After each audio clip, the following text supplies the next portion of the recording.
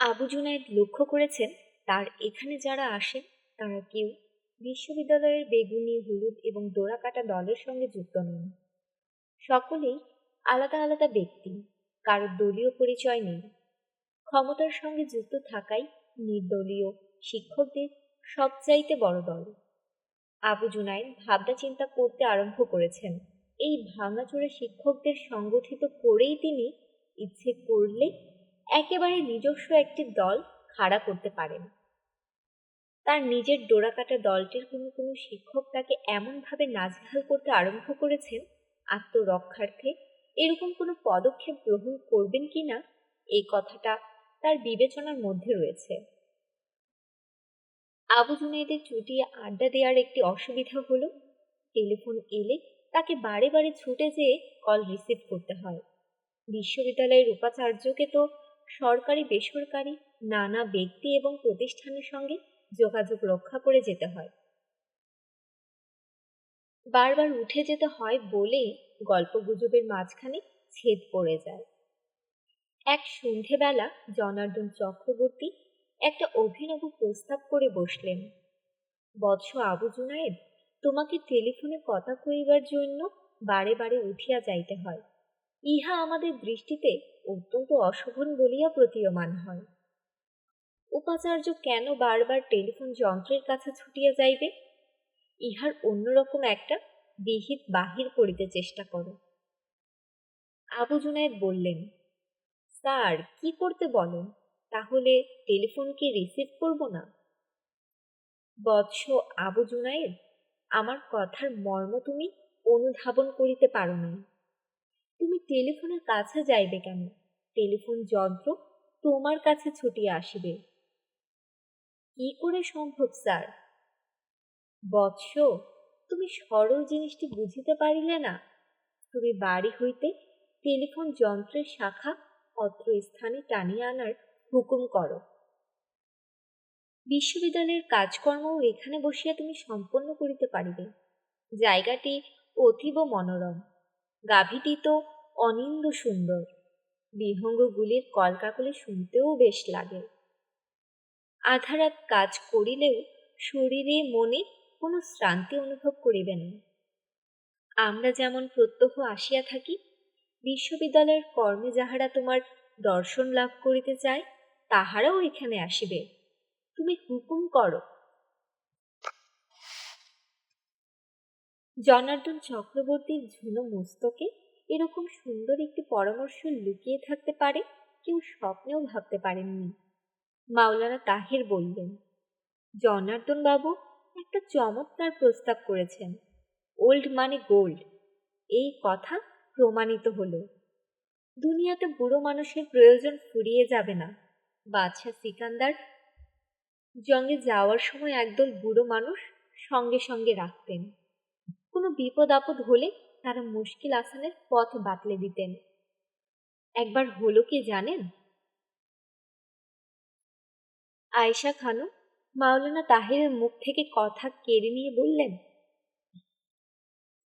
তারপর আপনি একটা গল্প শুরু করলেন।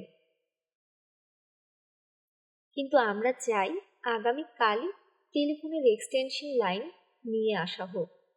2-4 দিনেই গোয়ালঘরের উত্তরের শেডে টেলিফোনের এক্সটেনশন নিয়ে আসা হলো। টেবিল পাতা হলো। কোণার দিকে 2টো শেলফ বসে গেল। গোয়ালঘরে উপাচার্যের একটি নতুন অফিস তৈরি হয়ে গেল।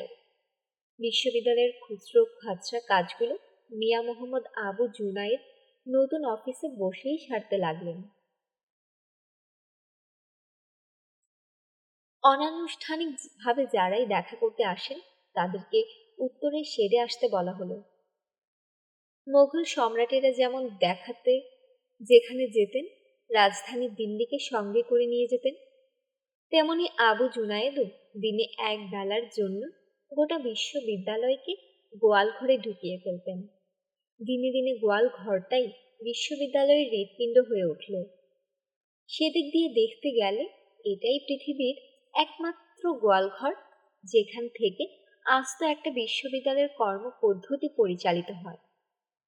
আর কিছুদিন না যেতেই গোটা বিশ্ববিদ্যালয় এলাকায় একটি চাঞ্চল্যকর সংবাদ ছড়িয়ে গেল।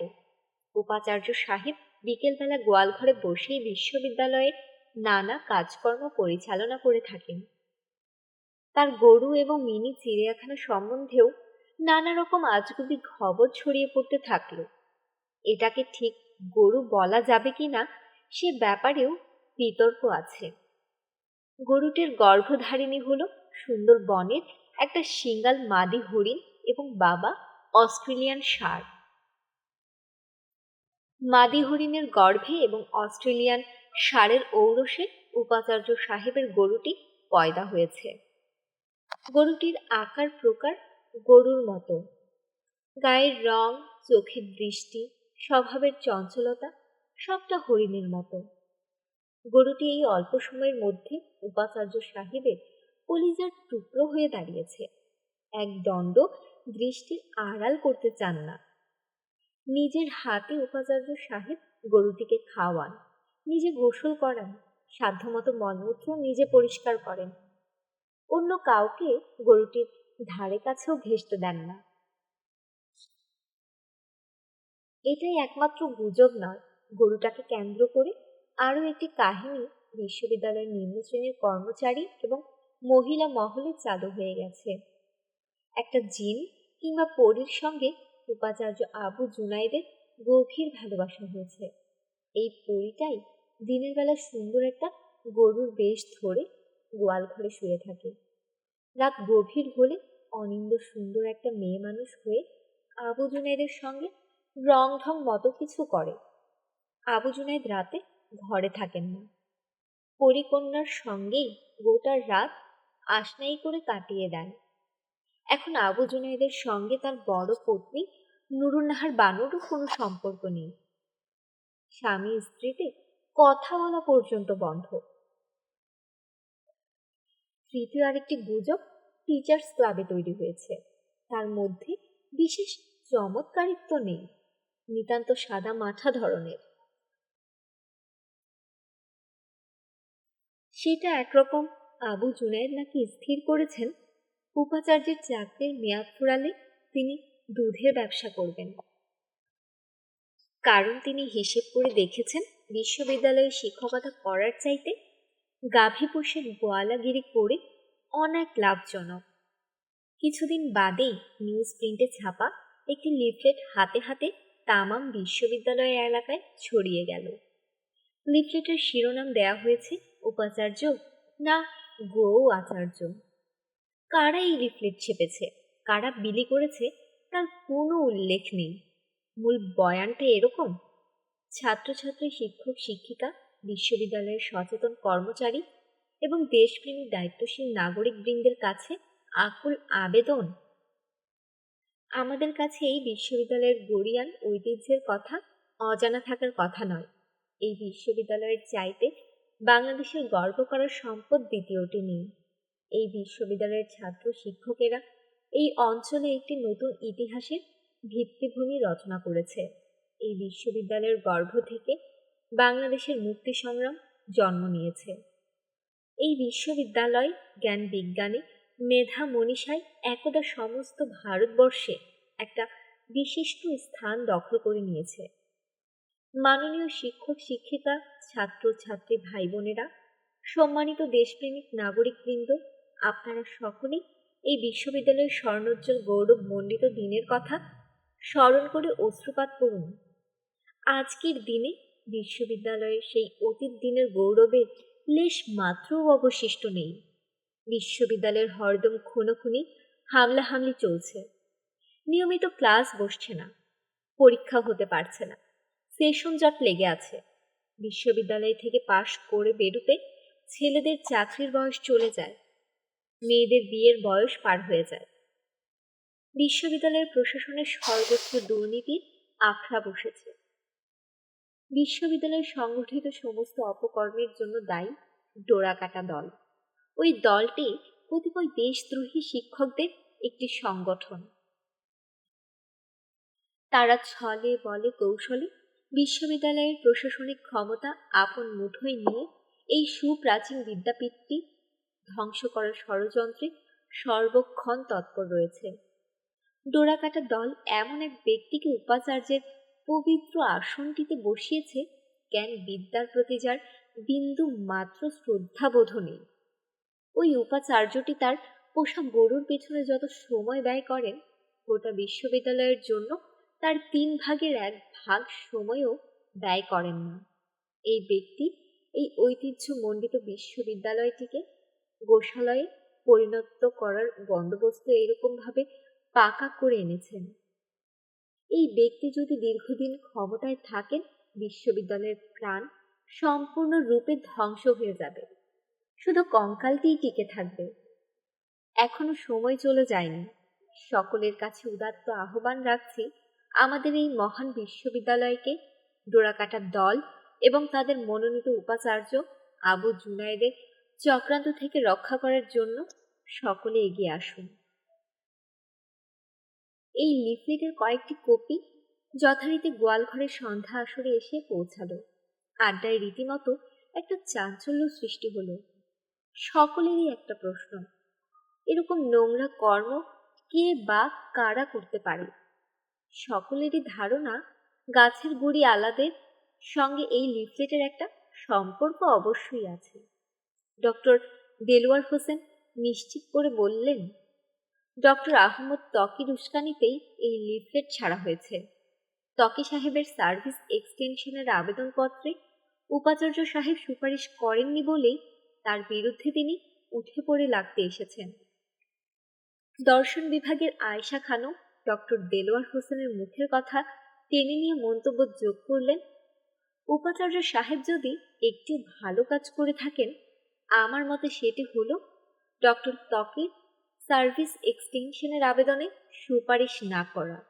ডক্টর ত্বকি একজন ঘোরতর নাস্তিক, সেটা যথেষ্ট নয়, তিনি মাস্তান শিক্ষকদের নেতাও বটে। ফার্মেসি বিভাগের ডক্টর ফারুক আহমদ একটু ভিন্ন রকম কথা বললেন। তার মতে এই লিফলেটের সঙ্গে ডক্টর আহমদ ত্বকির একটা সম্পর্ক আছে, অস্বীকার করার উপায় নেই। তবে আমার বিশ্বাস ভাষাটা ত্বকি সাহেবের নিজের নয়। ত্বকি সাহেব গদ্য ভাষায় লেখার সময় তৎসম শব্দের অপপ্রয়োগ করেন এবং তার যে কোনো লেখায় স্নিক প্রত্যয়ান্ত শব্দ অবশ্যই থাকতে বাধ্য। আপনারা লিফলেটটি আবার পড়ে দেখুন, সেরকম একটি শব্দও খুঁজে পাবেন না। আমার বিশ্বাস এই লিফলেটটির লেখার সঙ্গে কোনো মহিলার হাত অবশ্যই আছে। রচনার রীতি দেখে মনে হয় লিফলেটটি রচনা করে থাকবেন দিলরুবা খানম। উপস্থিত সকলের মতামত তাই। হ্যাঁ, দিলরুবা খানমের কলম থেকে এরকম একটি লিফলেট জন্ম নিতে পারে। বোটানি বিভাগের ডক্টর মাহমুদুল আলম গম্ভীরভাবে বললেন, এই লিফলেট কে লিখেছেন বা কারা লিখেছেন সেটি বিচার্য বিষয় নয়। আমার কথা হলো, এই নোংরা লিফলেটের একটি সুন্দর পরিচ্ছন্ন জবাব দেয়া প্রয়োজন। বুঝিয়ে দেওয়া উচিত বিশ্ববিদ্যালয় নোংরামির জায়গা নয়।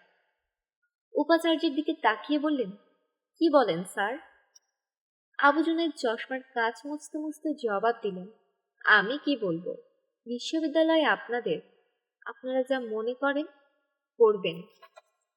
সর্বসম্মতিক্রমে স্থির হলো অত্যন্ত রুচিসম্মত ভাষায় এই লিফলেটটির একটি জবাব দেয়া হবে। সেটি লেখার ভার বাংলা বিভাগের অ্যাসোসিয়েট প্রফেসর ডক্টর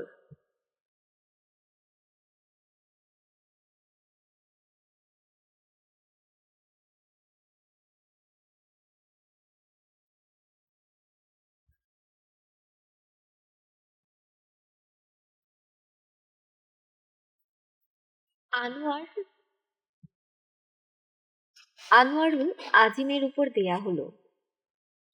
তিনি আগামীকাল সন্ধ্যাবেলা খসড়াটি করে আনবেন কথা দিলেন। পরের দিন সন্ধ্যাবেলা গোয়ালঘরের সান্ধ্য আসরে সকলে অধীরভাবে প্রতীক্ষা করছেন, কিন্তু ডক্টর আজিমের দেখা নেই। সকলের উৎকণ্ঠা বেড়ে গেল। ডক্টর দেলোয়ার হোসেন বিরক্ত হয়ে বললেন, ডক্টর আজিম পারবেন না বললেই হতো, না হয় বাংলা একটু কম জানে, তবু তো চেষ্টা করে দেখা যেত। ডক্টর আয়েশা খানম মন্তব্য করে বসলেন, খোঁজ নিয়ে দেখেন গিয়ে, হয়তো ডক্টর আহমদ ত্বকির খপ্পরে পড়ে গেছেন। একসময় তো আজিম ত্বকি সাহেবের পেছনে ছায়ার মতো ঘোরাঘুরি করতেন। মাওলানা আবু তাহের বললেন, সে তো চাকরি পাওয়ার পূর্বের ঘটনা, এখন জামানা পাল্টে গেছে। একটু অপেক্ষা করুন, দেখেন আসবেন। সত্যি সত্যি ডক্টর আজিম এলেন। লিফলেটের খসড়াটি তার হাতে ধরা হয়েছে। তিনি কৈফিয়তের ভঙ্গিতে বললেন, আমি দুঃখিত, একটু দেরি হয়ে গেল। 3-4 বার কপি করতে হলো কি না? দেলোয়ার হোসেন সাহেব বললেন, আপনাকে আর ভনিতা করতে হবে না। কি লিখে এনেছেন পড়ে ফেলুন। ডক্টর আজিম জামার খুঁটে কাঁচ মুছে মুছে চশমাটি নাকের ডগায় চড়ালেন। প্রথমে একটি গলা খাকারি দিলেন, তারপর লাজুক ভঙ্গিতে বললেন, আমাদের লিফলেটেরও একটা শিরোনাম দেওয়া হয়েছে, আর সেটা হলো মহান উপাচার্য বৈপ্লবিক দৃষ্টিভঙ্গি। মাওলানা তাকে বললেন, চমৎকার, পড়ে যান। ডক্টর আজিম আবার একটু ভনিতা করলেন, আমি গোটা লিফলেটটি সাধু ভাষাতেই রচনা করিয়াছি। সাধু ভাষায় একটা বিশেষ প্রসাদ গুণ আছে। ডক্টর ফারুক আহমেদ একটু অধৈর্য হয়ে উঠেছিলেন। তিনি বললেন, ডক্টর আজিম, লেখাটা পড়ে যান, পরে গুণাগুণ বিচার করব, আমরা শিশু নই। অতএব ডক্টর আনোয়ার আজিম পড়তে আরম্ভ করলেন। জগৎ পরিবর্তনশীল, কাল সহকারে কত কিছুরই পরিবর্তন হইতেছে। দিবস আধারে মিলাইতেছে, নদী সমুদ্র পড়িতেছে, রাজ্য ও সাম্রাজ্য বিনষ্ট হইতেছে, আবার নতুন রাজ্য গড়িয়া উঠিতেছে। শিশু কিশোর হইতেছে, কিশোর যুবক হইতেছে, এবং বৃদ্ধ মৃত্যুর মুখে ঢলিয়া পড়িতেছে।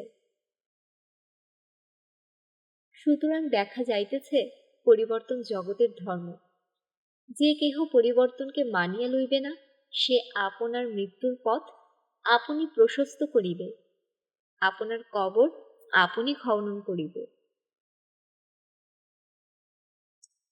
জাতীয় জীবনে আমাদিগকে এত দুর্ভাগ্যের বোঝা বহন করিয়া বেড়াইতে হইতেছে, তার মূল কারণ কি হইতে পারে? কারণ একটাই, আমরা পরিবর্তনকে মানিয়া লই নাই। আমাদের প্রাণপ্রিয় বিশ্ববিদ্যালয়ে এত অত্যাচার, এত অন্যায়, এত খুন, এত জীবনের অপচয়, সময়ের অপচয়, অর্থের অপচয় কেন অহরহ ঘটিতেছে, তার কারণ কি কেহ চিন্তা করিয়া দেখিয়াছেন কি? ওই একটাই কারণ, জাতীয় জীবনের মতো বিশ্ববিদ্যালয়েও আমরা পরিবর্তনকে মানিয়া লইনি। তাহার ফল এই হইয়াছে যে বিশ্ববিদ্যালয়ের অবস্থা অধঃপতনের চরম সীমায় আসিয়া ঠেকিয়াছে। ব্রিটিশ সাম্রাজ্য বিদায় লইয়াছে, পাকিস্তানিরা চলিয়া গিয়াছে, কিন্তু আমরা ব্রিটিশ এবং পাকিস্তানিদের সমস্ত নিয়ম কানুন আঁকড়াইয়া ধরিয়া রহিয়াছি। ব্রিটিশ আমলে উপাচার্যেরা যে ধরনের কর্মকাণ্ডের অনুষ্ঠান করিতেন, সেইভাবে জনবিচ্ছিন্নভাবে গজদন্ত মিনারে অবস্থান করিয়া ক্ষমতার মহিমা এবং স্বাতন্ত্র্য প্রকাশ করিতেন।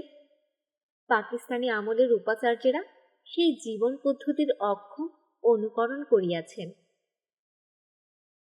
বাংলাদেশ স্বাধীন হওয়ার পর পাকিস্তানি আমলের উপাচার্যদের অনুকরণ করিয়াছেন। এই পৌনঃপুনিক অনুকরণের কারণে আমাদের বিশ্ববিদ্যালয় অনেকদিন পর্যন্ত মৌলিক চিন্তাশক্তি সম্পন্ন কোনো বাংলাদেশি উপাচার্যের নিকট হইতে সঠিক দিক নির্দেশনা লাভ করিতে পারে নাই। স্বাধীনতার পর হইতে বেগুনি দলটি নানা রকম টালবাহানা করিয়া বিশ্ববিদ্যালয়ের প্রশাসনিক ক্ষমতা কুক্ষিগত করিয়া রাখিয়াছিল। তাহারা নিজেদের স্বার্থেই পরিবর্তনের স্রোত রুদ্ধ করিয়া রাখিয়াছেন। এই পরিবর্তনকে ঠেকাইতে গিয়া বিশ্ববিদ্যালয়ের স্বাভাবিক জীবন প্রবাহকে কলুষিত করিয়া ফেলিয়াছে।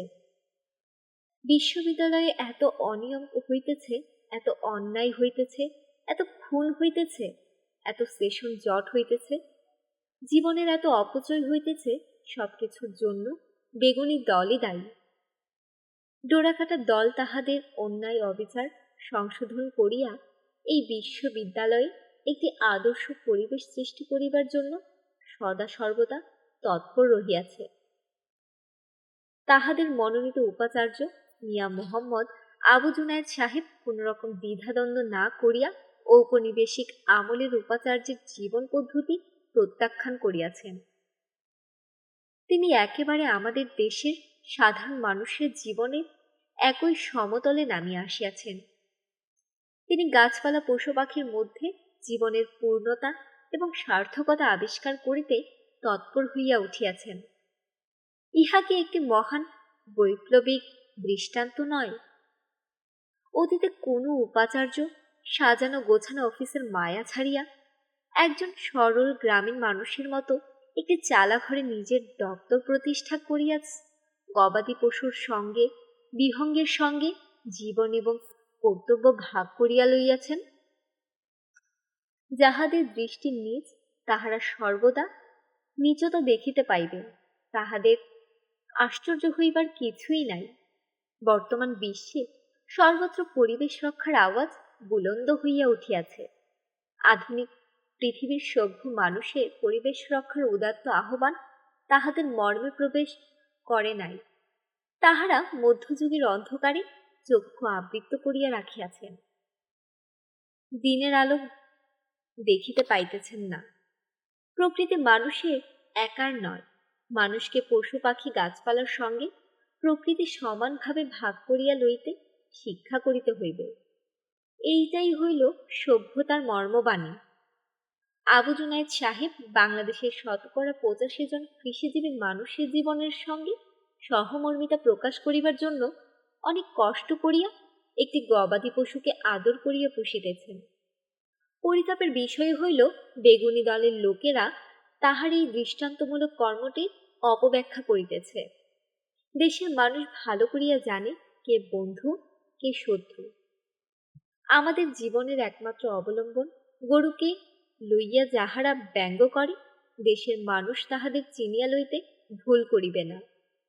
সুতরাং আমরা বিশ্ববিদ্যালয়ের ছাত্রছাত্রী, শিক্ষক, কর্মচারী এবং কোটি কোটি দেশবাসীর পক্ষ হইতে বলিব, মহান আবু জুনায়েদ, আপনি আপনার বৈপ্লবিক জীবন দর্শন লইয়া আগাইয়া চলিতে থাকুন। আমরা সকলে আপনার পেছনে রহিয়াছি। ডক্টর আজিম তিনপতন নিস্তব্ধতার মধ্যে লিফলেটের খসড়াটি পাঠ করে গেলেন। শেষ হলে সকলেই এক বাক্যে বললেন, চমৎকার। আবু জুনায়েদ ডক্টর আজিমের দিকে প্রথম নতুন চোখে তাকাতে আরম্ভ করলেন। তার কর্মের মধ্য থেকে একটা জীবন দর্শন আবিষ্কার করা রীতিমতো শিয়ানা মস্তকের কাজ। ঠিক করলেন প্রফেসর পদে তার প্রমোশন দেয়া যায় কিনা চেষ্টা করে দেখবেন। সেদিন সন্ধ্যাবেলা উপাচার্য সাহেব দোকান থেকে বিরিয়ানি আনিয়ে সকলকে খাওয়ালেন। একেবারে তার নিজের একটি দল তৈরি হয়ে গেল। কিছুদিন যেতে না যেতেই আবু জুনায়েদের গোয়ালঘর নিরন্তর কর্মতৎপরতার কেন্দ্র হয়ে দাঁড়ালো। শুধু সন্ধ্যাবেলা নয়, ছুটির দিনে, কর্মচারীদের কর্মবিরতির দিনে কিংবা ছাত্রদের ডাকা ধর্মঘটের দিনগুলো সকাল বেলাতে এই গোয়ালঘরে নানা রকম বৈঠক বসা শুরু হয়ে গেল। ডোরাকাটা দলের সকলে আবার এখন আবু জুনায়েদকে সমর্থন করেন না। কিছু বেগুনি দলে চলে গেছেন, কিছু হলুদ দলে যাবো করছেন। আগামীতে হলুদ দলটি শক্তিশালী হয়ে উঠবে, তার যাবতীয় আলামত দেখা যাচ্ছে। আবু জুনায়েদ তার নতুন সমর্থক মণ্ডলীদের সহ ডোরাকাটা দলের অবশিষ্টাংশ নিয়ে একটি নতুন দল করবেন কিনা ভেবে দেখছেন। যদি ভবিষ্যতে তেমন পরিস্থিতি আসে, তিনি হাত গুটিয়ে বসে থাকতে পারবেন না। এই বাদ প্রতিবাদ, এই অনবরত বাকযুদ্ধ, এই লিফলেট পাল্টা লিফলেট বিতরণ, এসবের মধ্য দিয়ে আবু জুনায়েদদের গরুটির কথাই প্রচারিত হলো সর্বাধিক। বিশ্ববিদ্যালয়ের একেবারে সাধারণ ছাত্রছাত্রী গরু বিষয়ক অনেক খবরাখবর জেনে গেল। শ্রবণ সুখকর নয় এমন সব মুখরোচক গুজবও তৈরি হতে থাকলো। ছাত্রদের মধ্যেও উপাচার্যের পক্ষে বিপক্ষে জনমত তৈরি হতে থাকলো। বিশ্ববিদ্যালয় এলাকা উপাচার্যের গাভী একটা চমৎকার শ্লেষাত্মক শব্দবন্ধ হিসেবে পরিচিতি পেয়ে গেল। যখন কোনো ছাত্রকে ইয়ার্কি করে তখন বলে বসে, তুই বেটা উপাচার্যের গাভী। শ্লেষ প্রকাশে, অবজ্ঞা প্রকাশে, নির্মল রসিকতায় উপাচার্যের গাভী শব্দবন্ধের ব্যাপক ব্যবহার চালু হয়ে গেল।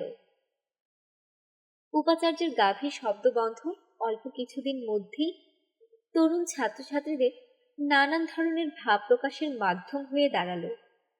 উপাচার্যের গাভী শব্দবন্ধের অপব্যবহারকে কেন্দ্র করে দুদল ছাত্রের মধ্যে একটা জবরদস্ত মারামারি হয়ে গেল। সময় মতো পুলিশ এসে না পড়লে খুনোখুনি হয়ে যেত। ঘটনাটি ঘটেছিল এভাবে, একজন সুন্দরী তরুণী তার পুরুষ বন্ধুকে নিয়ে কৃষ্ণচূড়া গাছের তলায় হাত ধরাধরি করে নিরিবিলি আলাপ করছিল। আরেকজন ফাজিল মতো ছাত্র এই মধুর দৃশ্য দেখে স্বতঃস্ফূর্তভাবে চিৎকার করে উঠল, লে হালুয়া, উপাচার্যের গাভী। মন্তব্যটি সুন্দরী মেয়েটির কানে গিয়েছিল। মেয়েটি একেবারে ধনুকের টান টান ছিলার মতো সোজা হয়ে দাঁড়িয়ে ছেলেটিকে প্রশ্ন করে বসল, কি বললে তুমি? ছেলেটি প্রথমে ভ্যাবাচাকা খেয়ে গিয়েছিল। এতটুকু সে আশা করেনি। মুখ রক্ষার জন্য বলল, যা বলবার তা বলেছি। তুমি চেঁচছ কেন? বাদানুবাদের এই পর্যায়ে তার পুরুষ বন্ধুটি তেড়ে এসে তার মুখে খুব জোরে একটা চড় বসিয়ে দিল। ছেলেটিও পাল্টা ঘুষি দিতে গেল, কিন্তু সে ছিল গায়ে গতরে একেবারে দুর্বল। মেয়েটির বন্ধুটি তাকে কিল ঘুষি দিতে দিতে একেবারে রক্তাক্ত করে ছাড়ল। ছেলেটির 3-4 জন বন্ধু বান্ধব ক্যাফেটেরিয়ার পাশে দাঁড়িয়ে গল্প করছিল। তার করুণ অবস্থা দেখতে পেয়ে ওপক্ষের ছেলেটাকে আক্রমণ করে বসল। তারও বন্ধু বান্ধব ছিল, তারা বন্ধুকে রক্ষা করতে ছুটে এলো। ব্যাস, দু দলে একটা খণ্ড যুদ্ধ আরম্ভ হয়ে গেল। 15-20 মিনিটের মধ্যেই মারামারিটার একটা রাজনৈতিক আকার পেয়ে গেল। দুজন ছাত্রই দুটি প্রধান ছাত্র সংগঠনের হোমরা চোমরা। ছাত্রাবাসে খবর রটে গেল। দলে দলে দুই দলের সৈনিকেরা শহীদ হওয়ার আবেগ নিয়ে একদল অন্য দলের বিরুদ্ধে ইট বৃষ্টি করতে লাগলো। কাটা রাইফেল এলো, রিভলভার এলো, রামদা এলো। চীনা কুড়ালের ফলায় সূর্যের আলো ঝকমক জ্বলে উঠল। একদিন মাঘ শেষে খুব বৃষ্টি হয়েছিল। গোয়ালঘরের আড্ডায় কোনো লোক আসেনি। আসবে কেমন করে? মাঘের শীতের চাইতে মেঘের শীত অনেক বেশি। আবু জুনায়েদ একা একা বসে গরুটার পেটের কাছে হাত দিয়ে গর্ভস্থ শিশুটির নড়াচড়া অনুভব করা যায় কিনা পরখ করে দেখছিলেন। এমন সময় তিনি কাকের আওয়াজের মতো একটা কর্কশ গলা খাকারে শুনতে পেলেন। আবু জুনায়েদ তাকিয়ে দেখেন উত্তর দিকের শেডে একটা বেটে মতো মানুষ দাঁড়িয়ে রয়েছেন। তার শরীর ওভারকোটে ঢাকা, গলায় মাফলার পেঁচানো। চট করে আবু জুনায়েদের মনে পড়ে গেল, এই শহরে সুযোগ পেলে ওভারকোট পরে বেড়ায় এমন মানুষ একজন আছেন। তিনি হলেন শহীদ হোসেন শেরওয়ানি। শেরওয়ানি সাহেব বিশ্ববিদ্যালয়ের সিনেটের সদস্য। সাম্প্রতিককালে বিরোধী দলের রাজনীতির সঙ্গে তার খুব ঘনিষ্ঠ সম্পর্ক। সিনেটের অধিবেশনের সময় একাধিকবার আবু জুনায়েদকে একরকম উলঙ্গ করে ছেড়ে দিয়েছেন। আবু জুনায়েদ শহীদ হোসেন শেরওয়ানিকে কিছু বলার আগে নিজের মনকেই জিজ্ঞেস করলেন, শেরওয়ানি সাহেব মাঘ মাসের এই প্রচণ্ড শীত ও বৃষ্টিকে উপেক্ষা করে কোন প্রয়োজনে তার গোয়াল ঘরে আসবেন? আবু জুনায়েদ উত্তরের শেডে এসে শেরওয়ানি সাহেবের মুখমণ্ডল ভালো করে তাকিয়ে দেখলেন। তার মুখে রসুনের শেকড়ের মতো না কামানো পাকা দাড়ি দেখতে পেলেন। শেরওয়ানি সাহেবই প্রথম কথা বললেন, জুনায়েদ ভাই। আবু জুনায়েদের বিস্ময়বোধ মাত্রা ছাড়িয়ে যাচ্ছিল। শেরওয়ানি সাহেবকে জীবনে এই প্রথম জুনায়েদ ভাই ডাকতে শুনলেন। তার মতলবটা কি তিনি আঁচ করতে চেষ্টা করছিলেন। যা হোক, শেরওয়ানি সাহেব বলে গেলেন, জুনায়েদ ভাই, লোকমুখে শুনেছি আপনি একটা গাভী সংগ্রহ করেছেন এবং মিনি চিড়িয়াখানা গড়ে তুলেছেন। পরিবেশ চর্চায় নাকি মনোযোগ দিতে আরম্ভ করেছেন। শুনে ভীষণ ভালো লাগলো। ভালো জিনিস কার না পছন্দ হয়। আমার আগ্রহ এত প্রবল হলো, এই শীত বৃষ্টির মধ্যেই দেখতে ছুটে এলাম। কই, দেখান দেখি আপনার গাভী এবং অন্যান্য জীবজন্তু। আবু জুনায়েদ প্রথমে উত্তরের শেডে পাখির খাঁচাগুলো দেখালেন। আপনা থেকে শেরওয়ানির মুখ থেকে বেরিয়ে এলো, বাহ, চমৎকার, অনেক জাতের পাখি আপনি সংগ্রহ করেছেন। জুনায়েদ ভাই, you are a miracle man. Sherwani সাহেব একটু উঁচু হয়ে আবু জুনায়েদের কাঁধে হাত দিয়ে বলল, এইবার আপনার গাভীটি দেখব। আবু জুনায়েদ তাকে আসুন বলে একেবারে গোয়াল ঘরের ভেতরে নিয়ে গিয়ে মশারি তুলে ফেললেন। গরুটা দেখে শেরওয়ানি সাহেবের চোখ জোড়া কপালে উঠে গেল। জুনায়েদ ভাই, কি করেছেন? কোহিনূরের চাইতে দামি জিনিস, এই জিনিস আপনি পেলেন কোথায়? যতই আপনাকে দেখছি অবাক হচ্ছি। আপনি বিস্মিত হচ্ছেন, তার কোনো কারণ নেই। শহীদ হোসেন শেরওয়ানি সিনেটে আপনার সমালোচনা করে, এটা তো ভাই নাগরিক কর্তব্য, আমাকে তো করতে হবে। কিন্তু সেটাই সব নয়, আমি মানুষটার আরেকটা পরিচয় আছে, আমি ভালো জিনিসের তারিফ করতে পারি, সে কারণে তো আপনার এখানে এলাম। তারা দুজনে গোয়ালঘর থেকে বেরিয়ে এসে পাশাপাশি বসলেন। আবু জুনায়েদ শেরওয়ানি সাহেবের জন্য কফি এবং বিস্কুট আনালেন। কফির কাপে চুমুক দিতে দিতে শেরওয়ানি সাহেব তার পিতৃদেবের গল্প করলেন। তার পিতৃদেবও আবু জুনায়েদের মতো গরু পুষতে ভালোবাসতেন। তারপর দেশের কথায় এলেন। দেশের বর্তমান পরিস্থিতি নিয়ে দুঃখ প্রকাশ করলেন। দেশ গোল্লায় যেতে বসেছে। শুধু বিশ্ববিদ্যালয়ে নয়, সারা দেশের তারুণ্য অপচিত হতে যাচ্ছে। তারও দুজন তরুণ ছেলে আছে, একজন মাস্টার্স দিল, আরেকজন অনার্সে ভর্তি হয়েছে। তার খুব ভয় কখন মারা যাবেন। ছেলেদের একেবারে অসহায় অবস্থার মধ্যে ফেলে যেতে হবে। সারা জীবন দেশের কাজ করেছেন, নিজের চিন্তা করার সময় পাননি। এখন স্ত্রী এবং ছেলেদের সামনে মুখ তুলে কথা বলতে পারেন না। ইচ্ছা করলে কি না করতে পারতেন? তাকে ধরে কত লোক কোটিপতি হয়ে গেল, অথচ শেরওয়ানি সাহেবের কিছুই হয়নি। তিনি যে কিছু করতে পারেননি, সেই বেদনাটি প্রকাশ করতে আবু জুনায়েদের কাছে আসা। কারণ তিনি বিশ্বস্ত সূত্রে জানতে পেরেছেন বিশ্ববিদ্যালয়ের ঠিকাদার শেখ তবারক আলীর সম্পর্কে আবু জুনায়েদের চাচা শ্বশুর হন। শেরওয়ানি সাহেব মরবার আগে ছেলেদের একটা ছাদের তলায় রেখে যেতে চান। বর্তমানে বাড়িধারায় একটি ডেরা বানাবার চেষ্টা করছেন। প্রিন্স পর্যন্ত না উঠলে তিনি হাউস বিল্ডিংস থেকে লোন পাবেন না। এই কাজটুকু করার জন্য তার লাখ দুয়েক ইট দরকার। জুনায়েদ ভাই তার চাচা শ্বশুর তবারক সাহেবকে 6 মাসের করারে 2 লাখ টাকা যদি 2 লাখ ইট যদি তার ভাটা থেকে দিতে বলেন, একটি গরিব পরিবারের বড় উপকার হয়। এবং জুনায়েদ এই কাজটুকু করে দিবেন, কারণ তিনি জানেন তার মনে দয়া আছে। কালিদাস আবৃত্তি করে শোনালেন, জ্ঞানীতে অনুনয় নিষ্ফল, সেও ভালো, ছোট লোকে বর দিলে নিতে নেই। আবু জুনায়েদ সঙ্গে সঙ্গে কবুল করে ফেললেন। তিনি তবারক সাহেবকে বলে দেবেন। শেরওয়ানি সাহেব চলে গেলে অস্ফুট উচ্চারণ করলেন, ভাগ্যের চাকা আমার অনুকূলে ঘুরতে আরম্ভ করেছে।